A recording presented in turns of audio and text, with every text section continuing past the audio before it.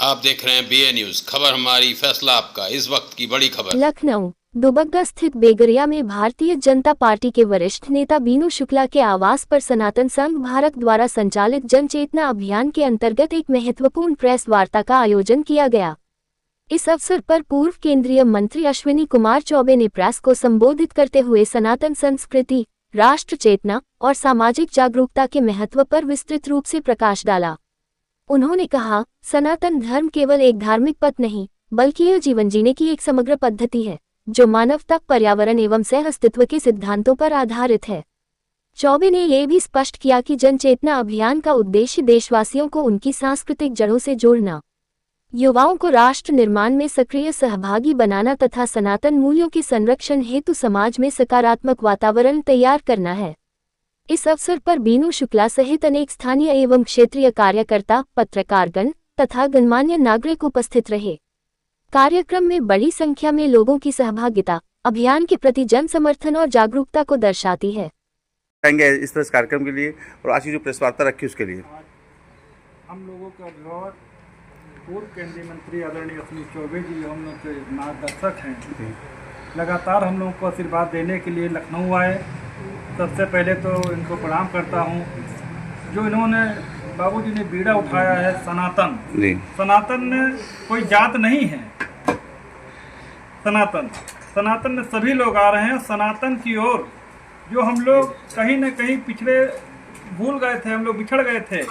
सनातन पूरी दुनिया आशा भरी निगाहों से सनातन की ओर देख रही है। सनातन विचारधारा पे जितने भी देश हैं वो काम कर रहे हैं। आपने यहाँ तक देखा होगा सनातन के लिए माननीय मोदी जी ने दुनिया को दिखाया, लोग हाथ मिलाते थे, उन्होंने प्रणाम करना सिखाया। सनातन आप देखिए कोरोना में कितना बड़ा काम आया सनातन पे पूरी दुनिया। और बाबूजी ने कहा कि हम कोई वीआईपी जगह नहीं शुरू करेंगे। अगर लखनऊ उत्तर प्रदेश की राजधानी से शुरुआत होगी तो काकोरी की क्रांति धरती, जहाँ काकोरी कांड हुआ था, क्रांतिकारियों की धरती से हम शुरुआत करेंगे। एक हाथ में फरसा, एक हाथ में गीता, घर घर पहुँचाने का जो बाबूजी ने बीड़ा उठाया है कि 140 करोड़ भारतीयों के यहाँ हर घर में पहुँचना चाहिए, वो हम लोग पहुँचाने का कार्य करेंगे। हम लोग बाबूजी के कार्यकर्ता के रूप में काम करने कर रहे हैं। सर कुछ कहना चाह रहे थे आप, जो कि कुछ बातें रह गई थी जो आप जी की राजनीति और साथ ही अभी ये जो सिंधु जल की जो रुकावट कर दी गई पाकिस्तान के लिए, क्या कहना चाहेंगे इस पर कुछ थोड़ा सा? भाई देखिए, पहले तो मैं आज बिहार के कुछ लोग गाड़ी से आ रहे थे लखनऊ से उधर, उनकी मृत्यु हो गई। मैं उसके लिए संवेदना व्यक्त करता हूँ।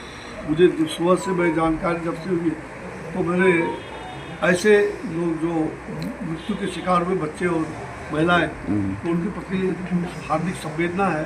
भगवान उनकी आत्मा को चिर शांति मिले और सरकार उसके भरपूर उसके मुआवजा की व्यवस्था जरूर करें और आगे इस प्रकार की दुर्घटना ना हो बसों में, इसका भी ध्यान देना चाहिए।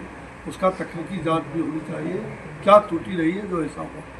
मुझे लग रहा है कि मैं आपने जानना चाहा है कि सिंधु जल ऑपरेशन सिंदूर, सिंधु जल का बंटवारा, सिंधु जल को बंद रोका गया। तो निश्चित रूप से जल हमारी ऊर्जा है, जल हमारा साधन है, हमने दिया। लेकिन हम आतंकवादियों को से खून बहाने के लिए नहीं दिया था। ठीक कहा, एक तरफ खून बह रहा और दूसरी तरफ पानी मांग रहे। ये दोनों साथ कैसे चलेगा? ये दोनों साथ नहीं चल सकता। और इसलिए जो 22 तारीख को अप्रैल में घटना घटी, हमारी माँ बहनों का जो सिंदूर धुलाने का काम किया, हमने उसका बदला ऑपरेशन सिंदूर से लिया। और ऑपरेशन सिंदूर से उन तमाम आतंकवादियों के सर को गोले से, बारूद से हमने उनके सर को भी वैसी प्रकार का रक्त रंजित किया जो सिंदूर का रंग था। तो सिंदूर का बदला हमारे आदरणीय प्रधानमंत्री जी ने पूरी मॉनिटरिंग की उसकी, और देखा आपने कि पूरे हमें पाकिस्तान को ध्वस्त करने का, और पाकिस्तान को आज भी चेतावनी दे रहे हैं। अभी ये हमारा सिंदूर ऑपरेशन रुका नहीं है।